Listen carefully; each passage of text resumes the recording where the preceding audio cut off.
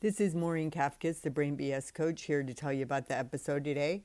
In this episode, I speak with human design specialist Evelyn Levenson. We talk about how she came to human design and how learning all about it and making it the primary focus after years of being in corporate America resulted in her loving herself, trusting herself, and having peace of mind and material success. In this episode, we talk also about what it's like to be a projector and human design. And if you go back and you listen to the previous episode with Taylor Veer, I should know the number, but I don't, but it's Taylor V. And we talk about human design and we introduce it to the audience. You're going to want to listen to that episode first, I think, before you come in and listen to this one. She gives a really good foundation for what human design is all about in all the different types. And I will eventually be bringing on people from all the different types to help you understand the difference of how we're all wired and why we're the way we are. So anyway, I'm excited to have Evelyn on here. She's an empowered projector. She's successful.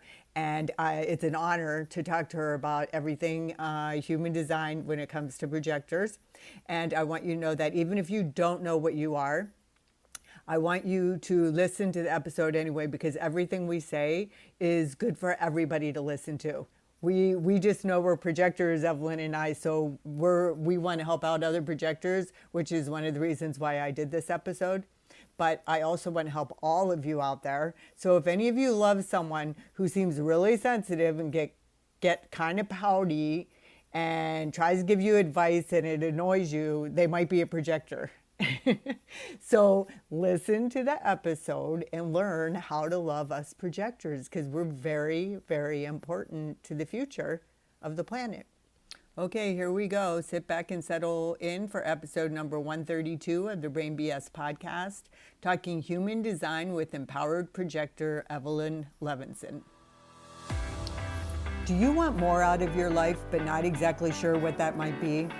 Are you longing for something but can't quite put your finger on what it is? That is the universe speaking to you, and it is time to listen up. I'm your host, Maureen Kafkas, the Brain BS coach. I created the Brain BS podcast to help people define what success means to them and show them how to get it. I help you to let go of fear and doubt and prepare your nervous system for success. I show you how to understand your own energy and to trust yourself to make all the decisions. If you are ready to go inward and stop looking outside yourself for all the answers, this is the podcast for you. Now let's get started. Hello and welcome back to the Brain BS podcast today. I have a special guest here today, Evelyn Levenson. And Evelyn, I'm going to let you tell the audience what you want them to know about you. Okay. Hi, everyone. My name is, as you said, Evelyn Levenson, and I am a human design specialist. And my focus and my passion is helping people to get to know themselves and accept themselves and love themselves. I think there is such a lack of self-love in the world these days. And as a projector type myself in human design, I really recognize how many people, how many projectors really struggle with that. So one of my missions in life specifically is to help my fellow projectors to really step into their power and live a life that they love. And that really he gives them the opportunity to express themselves fully and make the contribution to the world that they're really designed to make and that they're eager to make. I love the work that I do, and I'll tell you more about that later. Okay, that's awesome, because I have actually learned part of how I learned how to love myself and really love being a projector is from reading your book and taking some of your courses. So I definitely want you to share those a little bit later on. But I think it's really important, that self-love piece, no matter what your energy type is.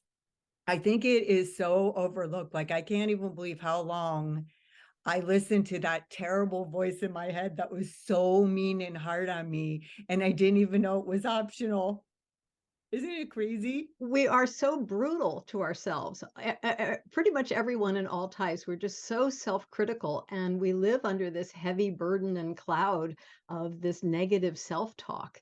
And it's just so vital that we break out of that so that we can step into our power and really be the full expression of who we're designed to be. And human design has turned out to be such an amazing tool to help us understand who we are. And once we understand that, then we can begin to accept ourselves and also not second guess ourselves.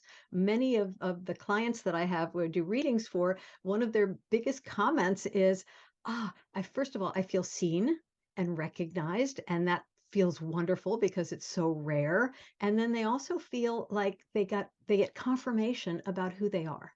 And often they kind of have indications of who they are, but they're not quite sure. And this gives them a confirmation and validation and a new sense of confidence, and also a new level of peace with themselves, which is another piece that is so missing for most of us, is just feeling at peace with ourselves. And honestly, in my opinion, that's that's the biggest thing, because if you don't have peace of mind, I don't care how much money you have, how much success, how many goals, how many pounds you've lost. If you don't have peace of mind and you don't love yourself, then it's like, for what? That's where I was when I found human design. I have two master's degrees. I was successful in business. I was a vice president of Cellular One. I was in a consulting firm and I was doing really well. But there was something missing deep inside. On the outside, I looked successful, but inside, I knew that I wanted to make a difference in a different way with people, but I had no idea how to do that. And frankly, I was burning out. I was in a very new industry. I was working 60, 70 hours a week.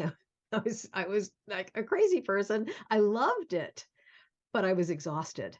And I was really looking for that missing piece. And when I came across human design, it started to answer questions that I had all my life that I'd never found answers for. And I was so intrigued with it that I thought, I need to learn this for myself. I need to understand myself so that I can move forward. I was in my 50s when this happened, and I was still wondering what I wanted to be when I grew up. I was still in that Me space. too. Yeah. And within like 2 months of starting to learn human design, I realized that there was nothing in the world I wanted to do more than help other people with this system. And so I've studied it intensively. I started in 2008, and I've been doing professional readings since 2009.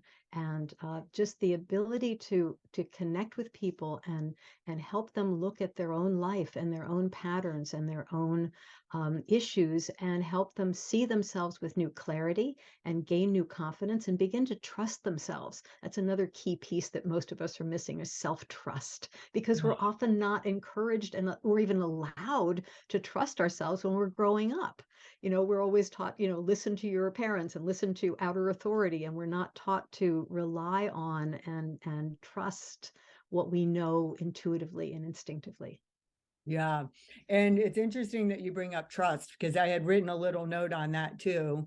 Because so we've been talking about, I met Evelyn at a conference last year. So we've been talking about getting together for a while, but life happened and a lot of different things. Now, prior to this past year, I would have probably given up on getting together with you.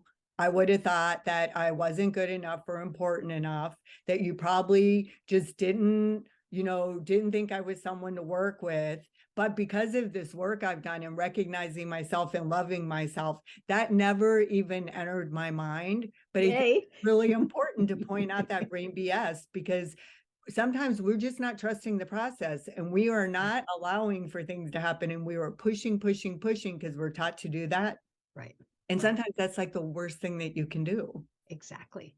Exactly. We're always trying to be what we think we're supposed to be, or be in ways that we're supposed to be. I'll give you an example from my chart. So I have details in my chart and I have depth in my chart. A friend of mine jokes with me that I'm an inch wide and a mile deep. I can't go wide, but a boy can I go deep. Me too. And right after getting back from conference last fall, after touring around Colorado for a little while, my partner and I came back to our home having been damaged by Hurricane Ian. And we have been doing renovations and mold remediation and remodeling since then. And what I noticed about myself is that I needed to just kind of close in and focus and just do the things that I absolutely needed to do, and not try to push myself to do too many additional things. And before human design, I would have beaten myself up about doing that. It's like, why can't I be normal? Why can't I keep going? Why can't I have more things going on and just handle it all? But because I know my design, I know that I'm designed to stay focused and narrow and deep, and that's correct for me. And so I'm allowing myself to do what is natural for me, and it's helping me enormously. I've been able to cope and go through, and we're getting a lot of things done. It's slow, but it's a process. But I haven't been forcing myself to go beyond what is correct for me. Yeah, or thinking that things should be different than they are. Like Yes. reality, we have three choices, Eckhart Tolle says: accept it, reject it, or leave it. So, but what we do all the time is we think it should be different than it is. And we think as if there's an alternative universe where your renovation would be finished already. Oh yes. Oh yes. There's definitely that. It's like, why is it taking so long? Yeah, well, And renovations are major, and you didn't choose to do a renovation. You right. had to because of a natural disaster, which like adds even more stress to all of it. Exactly. But there's something so valuable about allowing things to take the time that they take and not having unreasonable expectations of self or the world or how things work. And just saying, okay, I'm going to, take one step at a time and move through this. And knowing myself has just, as I said, really helped to allow me to relax into the space that allows me to stay functional through all of this. Yeah, I think I think that human design, it's almost like a security system. It's like a security blanket for me. It's like, okay, it doesn't matter what's going to happen because I know that I know my type, my strategy, and my inner authority. Mhm. And so then I was going to bring that up too with your renovations because you have to make a lot of decisions. Mhm. You have to decide, not just like materials and stuff like that, but if do you want to keep it the same or whatever. So Right. how did you really cultivate a relationship with your inner authority for making decisions? It's taken some time with through learning human design and evolving with it. I'm splenic authority, like you are, Mhm. and what I first learned that I realized that I'd always had those little splenic hits, those little intuitive hits about what felt right and what didn't, but I tended to ignore them because, like most people in Western society, I've been rewarded for using my mind and analyzing and figuring things out, and that was just something that I would feel, but I would ignore. And over the years, I've really cultivated my ability to pay attention to it, to listen for it, to feel for it, and to begin to trust it. I encourage all of my clients, whatever type they are, to develop a track record with their authority. It's like, figure out what did your authority tell you? Did you obey it or not? How did things turn out? So that you begin to develop that trust in yourself and that trust in your authority. And authority mostly comes from the body, from the physical body. And one of my favorite sayings these days is that our minds may be really smart, but our bodies are actually much wiser. And we want to make decisions from our body. And that's something that's kind of revolutionary with human design. It says, rely on the body, not on the mind. And the mind doesn't take kindly to being booted out of the driver's seat. It's used to being in charge. And so it will try to confuse you and second guess you. And so really tuning into your authority, whatever that is for you from your chart, and building that trust will really save you enormously, because the decisions that we make in life, that affects everything. That affects the entire way that we experience life in the world and where we end up. And so making decisions that are really correctly aligned for you makes a huge difference in life. Yeah, the thought work is super important, and that's what brought me to coaching in the first place. And I love Eckhart Tolle, and becoming the observer and living consciously is like a primary thing for me. But that's like, that doesn't really happen on this planet. Like we still have to be in material form, and we have to get along with other people and make all the decisions. And human design has helped me to pay more attention to my body too, because I wasn't as much. So it was more focused on the mind. And again, that's the last thing I needed, because I have undergrad in OT, a master's in education, and a doctorate in occupational therapy, because I was trying to find something outside myself that was inside me, but I didn't know it. I thought it was like I had to do something else. I had to achieve something else. I had to produce something else. And then when it became evident to me that it's inside me, and none of that. But I learned something from all those experiences. I learned that that wasn't making me happy and fulfilling me. It Right. was an expensive lesson, but I did it. And so it's like bringing it back to the body. It's the mind body connection. You can't just have Yes. one or the other. Right. Right. Exactly. Yes. Yes. And Yeah. that brings me to do you want me to talk about projectors? Yes, I do. Okay. All right. So the previous interview that you did with Taylor V did a wonderful job of introducing human design. So I won't go into any of the basics, but I would love to talk about projectors because we have a unique role. One of the things that human design is so valuable at doing is helping us to understand the fundamental role that we're here to play. And when we play our role, it's kind of like staying in your lane and not trying to be something else or do something else that is for someone else to do, not for you to do. And as projectors, we're here to guide. We're not here to do, we're here to guide. 70% of the population, the generators and manifesting generators, they are designed to do the doing. They are the doing machines. I call them the energizer bunnies. They have this sustainable energy for doing, and that's what they're supposed to do. That's what they're designed to do. Unfortunately, or fortunately, but they are the majority of the world, and so they kind of set the rules and set the standards and set the expectations. But projectors are not designed that way. And so when we try to keep up with those energizer bunnies, we exhaust ourselves and we're in the wrong lane. We're not doing our correct job. When we can relax into being more of a guide and less of a doer, then we're really fulfilling our natural role. And it's not just on the earth plane level of managing or helping to guide other people's energy. We also are designed and are also doing naturally an energy grid alignment for the whole planet. So, even when we're sitting on the couch, it looks like we're doing nothing as projectors, we're actually working really hard at the global level to align the energy and hold the whole energy grid of the planet. But on the more mundane level or plane, we're here to guide energy, but not manage people. And I think that's a misunderstanding that a lot of people have with projectors and with human design is sometimes we're described as being here to manage, guide, and direct others. Well, people don't like to be managed. They really don't. Even when they're asking for it, it just doesn't feel good. And My so, husband can vouch for that. He doesn't like me to exactly, manage him either. exactly. And so when we as projectors could focus on guiding the energy, not managing the people, it makes a huge difference. And it allows us to focus on our brilliance, which is seeing how things can be done differently, but focusing on the energy. Each type has a different aura, has a different sort of overall feel for their energy. And as projectors, we have a penetrating aura. And that penetrating aura enters the other person's energy field.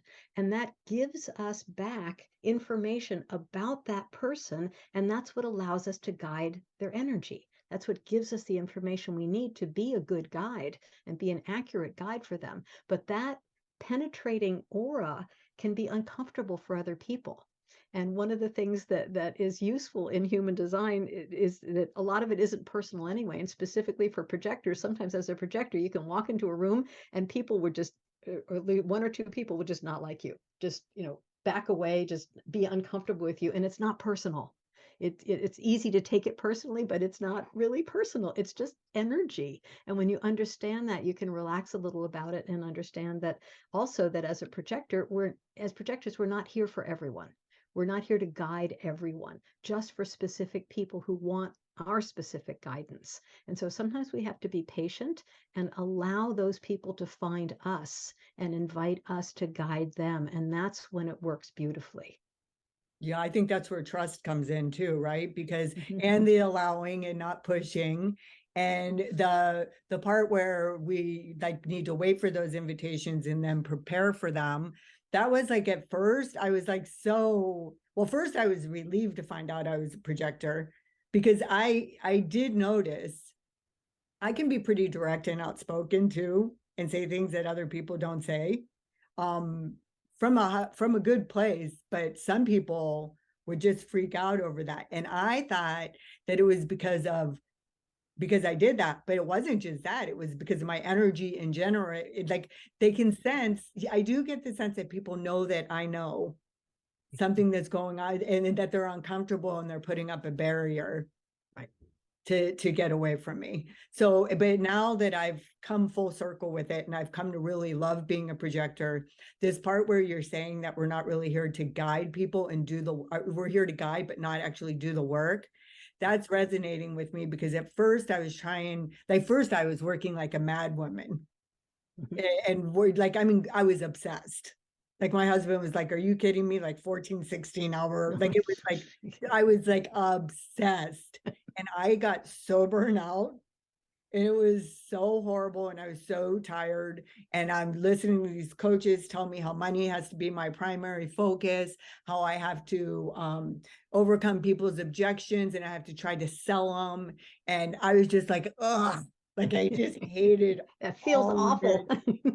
It was so awful. But now I just try to create a collective, collaborative environment everywhere I go. And even as I say that, I get goosebumps because it feels so good.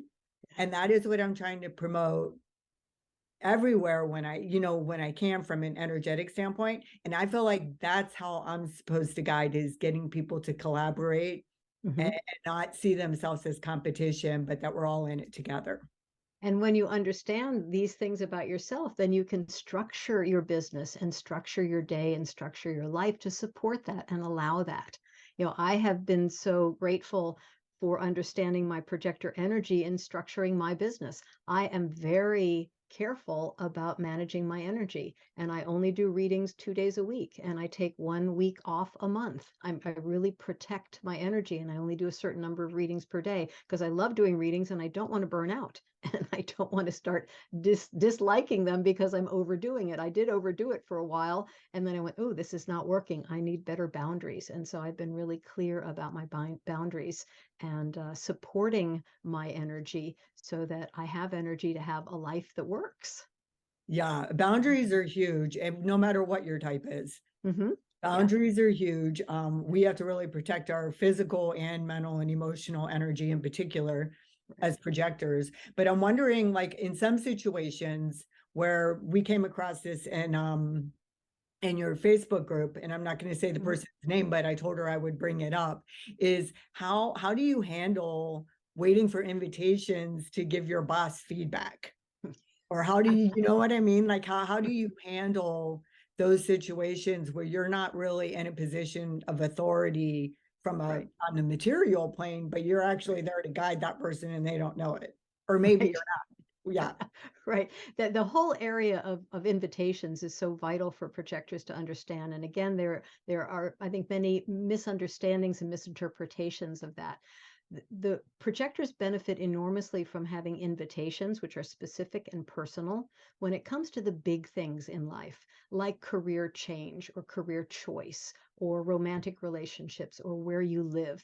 Think big life impacting decisions. We benefit enormously from being invited, but we don't have to have invitations for everything in life. It does work better, especially if we have a correction or an advice or guidance that we want to give. It really works best if we're invited to do that, or at least recognized and have what I call an energetic opening to speak into so that the other person can hear us.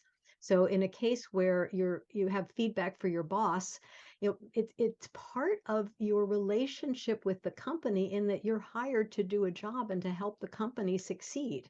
So in that context, it's probably appropriate for you to offer something that may be helpful to the company, but the boss may not be particularly receptive to it in the moment. And so you can say things like, well, I have some ideas about this that might be helpful. Would you be interested in hearing them, or may I share them with you? Or something along those lines, where you're essentially asking for permission to speak. And by asking for permission, you're not hitting them with the correction or with the guidance right up front. You're asking if they're interested, and then you're gauging their energy and their level of interest. And if they are interested, then you have what I call that energetic opening to speak into, where they are more likely to hear you and value what you have to say. The one thing to be careful about that situation is if the other person says, yes, of course I'd like to hear it, but they're really just being polite and they don't really mean it. You don't really have that energetic opening then. So you want to tread carefully with those, and just, give them a little bit and see if there's an appetite for more. See if they have an interest in getting more from you. Yeah. And then I think that's great advice. And I also think that there comes a point where the invitation comes from within you, because you have to have your own back. You have to take care of yourself, and you just might be in an incorrect situation. And the universe is like doing everything they can to give you a nudge to pivot or do something else. And at those times, this is just my belief, then it's okay for you to say it. Doesn't mean it's going to go over well, and it could get kind of messy and ugly, but sometimes that's more important than You have waiting. to take care of yourself. Yeah. Like in the airplane, you have to put your oxygen mask on first. You can't help anyone if you're burned out or in bad shape. So you need to take care of yourself and figure out how to get yourself to the right environment where you are recognized and valued, and where you can thrive as who you are and not try to be someone who you're not. Yeah. And sometimes that speaking up is part of the way you do that, because we want to be recognized and we want to be heard and seen, but we have to do that for ourselves first before anybody else is going to do it. So if we're in a situation, whether it's a boss or anybody else, that it always feels like it's just not working for you, and you're not speaking up, and you're afraid to, and you have like all this brain BS going on in your head around why you should or shouldn't. So you have your mind, and then you have your knowledge of human design in your chart. Like sometimes you just have to be in the moment and do what you have to do to have your own back. Yes. Yes. And if you have a 3 in your profile, you're experimental. And so you need to just get out there and bump around and figure out what works and what doesn't work, and try it and see how it goes. I mean, what permission do 3s have? It's an experiment. There's no such thing Yeah. as failure. They're just No, collecting right, data. right. It never, if you have a 3 in your profile, never again say trial and error, because you're not making errors. It's trial and experience, trial and learning, trial and growth. Their learning style is to bump around and figure out what works and what doesn't work. And the truth is, which a lot of people don't recognize at first until I mention it, but the truth is we learn more from what doesn't work than from what does work. And so we need to get out there and, as they say, fail forward fast. Just sort of get out there and figure out what works, and then you can move forward. And also then the third line becomes a great resource for people, because they've tried everything and they know what works and what doesn't work. Yeah. And I'm not even a 3, but for me, like going into becoming an entrepreneur and starting my podcast and figuring out how my business is going to be, Right. really the 3 most important people are the 3 coaches I hired that I didn't make money with. I mean, isn't that hilarious? What you learned from them. Yeah. Oh my gosh, I learned that nobody else can tell me how to do my business except me. I could get help with the business process side of it, Right.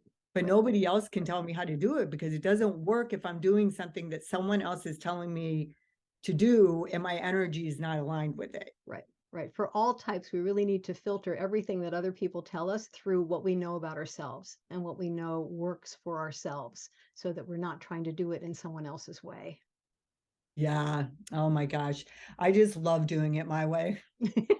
Most of us do, when we give ourselves permission to It's do actually that. fun when you Yes. do it your way. Yes. When you Yes. take off the pressure, you trust the process, you Right. trust your inner authority, Right. and you do Right. what you want.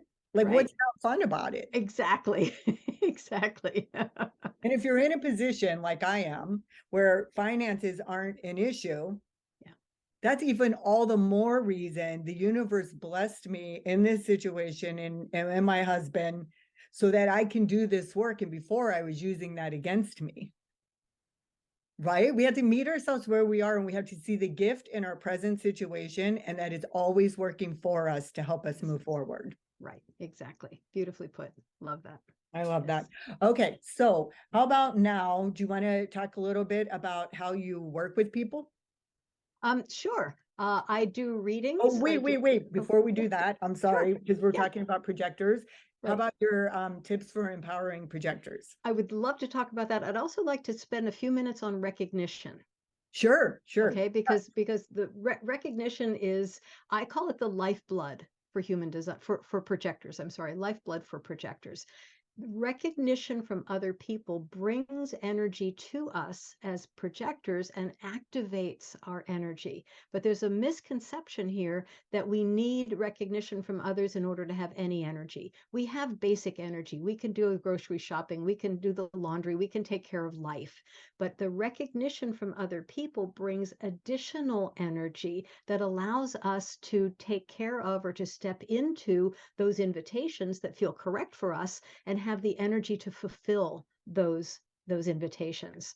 So the recognition from outside of us helps to energize us and activate us and give us energy to take care of projects and other things outside of us. But what happens is a lot of projectors tangle that up with self-worth.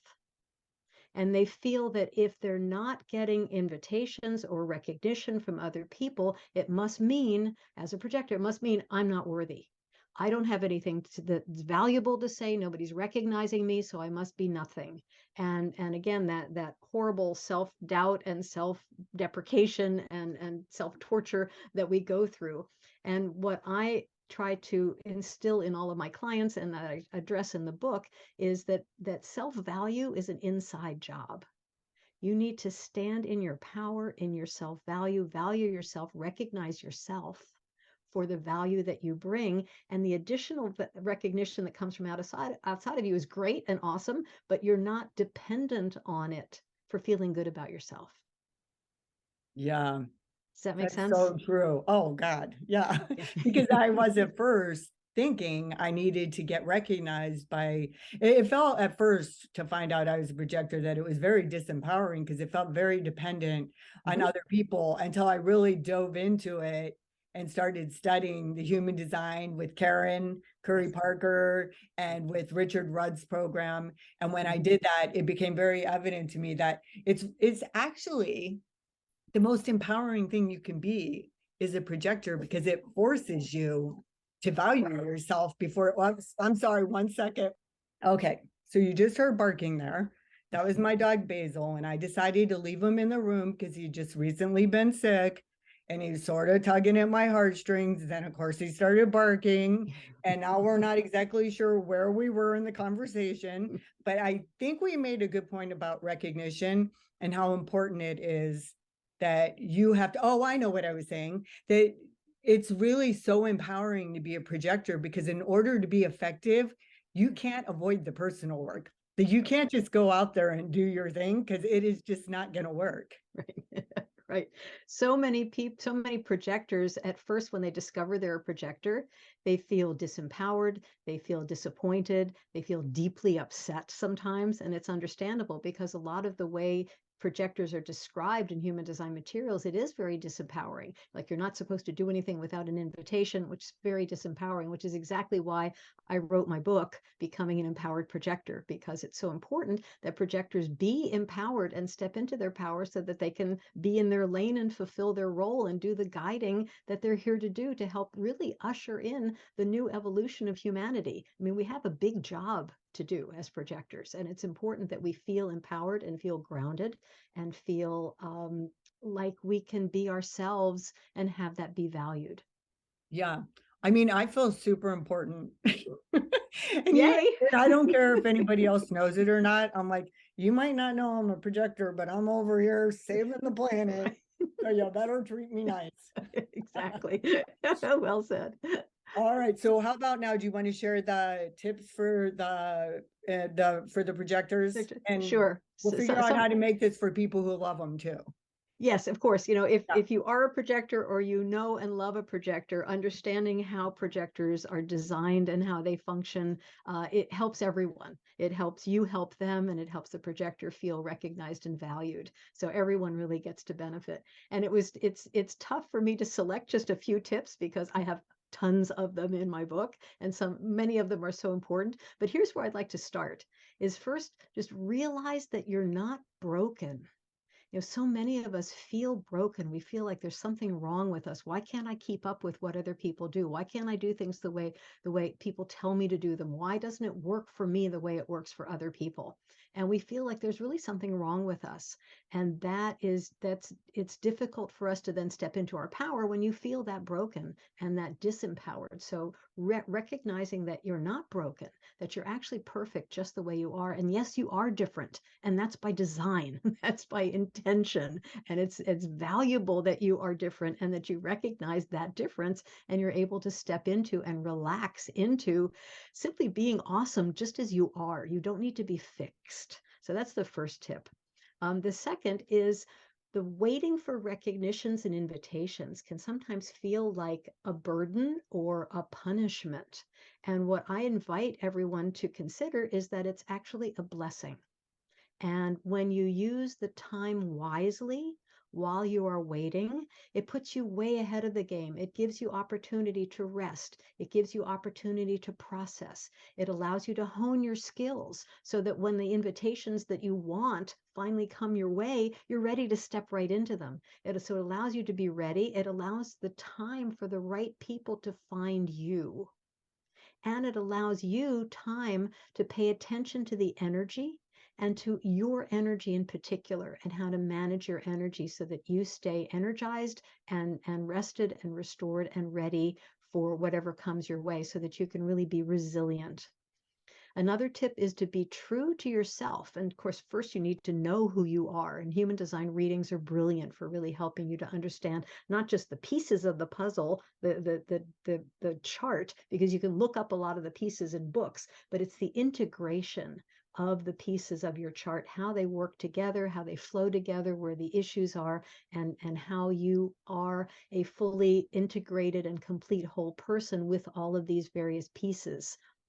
But just looking at the pieces by themselves doesn't really get you that wisdom and that depth of understanding of yourself. While you're waiting as a projector, you want to be findable and invitable. In order for people to invite you, they need to find you. So they need to know sort of who you are and what you're up to and what you're looking for and how to find you and make it easy for them. And to be invitable means really staying away from the bitterness. And bitterness is a sort of default reaction that projectors tend to have at an energetic level when things don't go well and when we're up against it and we just can't make things work and then we get bitter. It's a slippery slope. It usually starts with a sentiment that goes something like, it's not fair. Oh, It's not victim for sure. it's Victim mode over here victim. every Yeah. time. Oh yeah. Oh yeah. Most of us do. And it's like, it's not fair that it doesn't work for me. It's not fair that I just tried to help that person and she bit my head off. It's not fair that, whatever. And then that kind of devolves into resentment. And then that slides deeply into bitterness. And no one wants to invite a bitter person. Bitterness is a very repelling energy. So even though we tend to bitterness, we can use the bitterness, view the bitterness as a red flag that gives us an indicator that something is off, that something about the way we're seeing the world, the way we're interpreting what's happening is off and not aligned for us. And in recognizing it as a red flag, then we can take some steps to help us pull out of that, because you want to be climbing out of that deep slippery slope a little bit at a time. As Abraham Hicks says, you can't get from way down at the bottom to way up at the top in one step. You need to take baby steps that pull you a little bit out and a little bit out so that you pull out of that and can then really stand in your power and not stand in the bitterness. Another tip is to really do more guiding and less doing. And that could be so valuable for projectors as they're considering next job opportunities or career changes, or how to adapt what you currently do. I know a lot of projectors who are massage therapists. And when they're young, they can do that physical work. As they get older, it might be harder for them to manage their energy that way. So how can you adapt what you do and what you know so that you can be sustainable in the long term and still leverage your knowledge and your experience and your wisdom? Maybe you teach, maybe you write a book, maybe you have a blog post, or you do a podcast or something where you're not doing the physical work all the time. So that's another tip that really helps. And then, I mentioned this earlier, to guide the energy and efforts of others, but don't try to manage people, because they don't like that. It doesn't go well. And finally, I want to emphasize that because we're not here to work, we're actually here to play. And it's so important as projectors that we have a focus on play. And a lot of times it's mostly allowing ourselves to play. It's like we feel like, oh, I've got to work hard, I've got to do this, I've got to do that. No, part of what we're here to do is to stay in our bliss. Joseph Campbell said it beautifully: follow your bliss. It turns out Joseph Campbell was actually a projector. I'm sure he didn't know that, but he was a projector himself. Yeah. And follow your bliss is just such a great phrase. When we are loving who we are and what we're doing in the life that we have, we become so much more invitable than if we're struggling. And when you're invitable, you get the right invitations coming your way. And so it all works together. I totally feel that the fun part, because that was hard for me. Because I was just like, no, you have to work hard. You have to slog through it. Even when I was in school, I studied ridiculous amount of hours because there was a perfectionistic thing going on there too. But yeah, I love it. I mean, what's not to like about being a projector? We're here to save the planet and have fun. Exactly. But most books don't emphasize that, or most information on the internet doesn't emphasize that. So it's so important to get that message out to projectors and to people who love projectors, so that you can support them in being who they are and not expect the projectors in your life to keep up with you, especially if you're a generator or manifesting generator. It's not that the projector energy is less than or weak. It's just different. We can be enormously powerful when we use our energy correctly. There's so many famous projectors, famous powerful projectors. I have a whole big list in my book for inspiration. Yeah. Well, everyone's going to read your book, so they're going to hear all about that. Okay, so we're kind of nearing the end of the interview, so I want you to share how people can work with you and what you offer.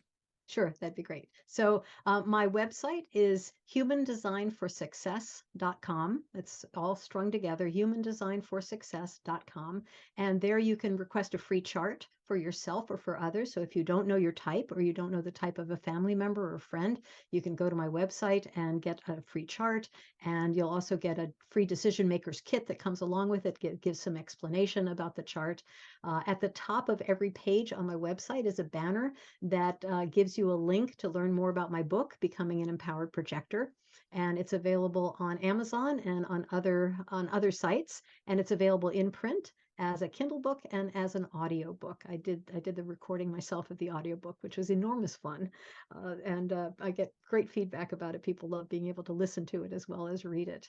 And I have lots of resources for all types on my website, as well as projectors. I have hundreds of blog posts on my blog that explain a whole lot about different aspects of human design, as well as just kind of how to live life in a way that works. So I'm not just a human design purist, but I really integrate understanding how energy works and understanding sort of the bigger picture of things. Human design is brilliant for so much, but it's not everything. There's more to life than just human design. One of the things I want to emphasize that we didn't talk about earlier that's so important is that we all experience all of the chart.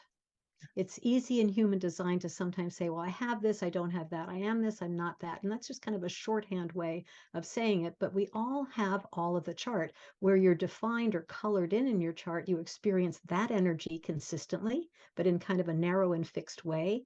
Where the chart is white or open, you experience that inconsistently, but you're unlimited in your capacity to experience those particular energies. So we all experience all of it. We just experience it a little differently depending on whether it's defined or undefined in our chart. And I do have I'm just going to say, I'm glad that you brought that up, because I was going to say your tips for empowering projectors actually empower everybody. Indeed, yes. Broken.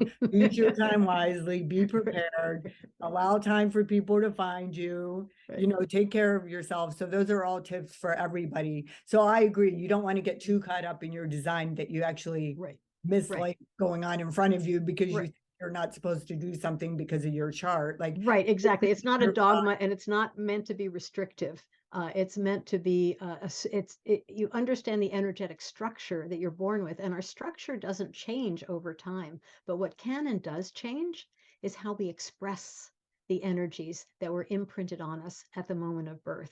And for every energy in the chart, it's a theme, and there's a high expression and a low expression of each theme or each energy in the chart. And what human design helps us do is to understand what the high expression is and the low expression of each of those energies so that we can self-assess and look at our own life and say, well, how am I doing on my different energies? Oh, on this one, I'm doing pretty well over here, but on this one, I need a little work on that one. So it allows us to be intentional and specific in what we want to work on in our own life to raise the vibration, raise the energy, raise the expression of the energies that we have. Well, that sounds like a good way for us to end, but is there anything else that you didn't get to say that you're dying to say? Well, I do have a course specifically for projectors. It's called Success for Projectors on my website. If you go to courses at the top in the menu, I have a course on centers for everyone, for all the centers. I have a course on all the types. You can just get the type you want or all of the types. And then I have a course specifically for projectors. Are those courses like for life? Yes, lifetime access. Okay, because I think I have the centers one and I want to go back and do it now. Great. Yes, I definitely read your book and have done your courses and they help me a lot. And I love that you're trying to help other projectors, and I can't help but try to help other projectors when I know where I was at and how I feel now. And I just want to say, I haven't made any money this year. I haven't even tried yet. And I'm totally successful with nothing earned, like, in my bank account. Right. So we all get to define success. Precisely. We want. Yes. Not Yes. saying I don't want the money when my course is completed, but the whole idea that you create that, there's all kinds of different ways to define success for a projector and for everybody else. Exactly. And each person has to define it for themselves and what helps them to feel fulfilled and feel that they're making a difference. Perfect. Okay. Well, thank you for being here on the podcast. And Thank audience, you. It's been a pleasure. It's been a pleasure. Thank you. It's been really fun. And audience, I know you learned something valuable here today. I'll see you next episode. Thanks for being here and learning about Brain BS. I hope you enjoyed listening to the episode as much as I enjoyed creating it for you. If you did, please take a little time to do a quick review, give me 5 stars, and share it with everyone you know.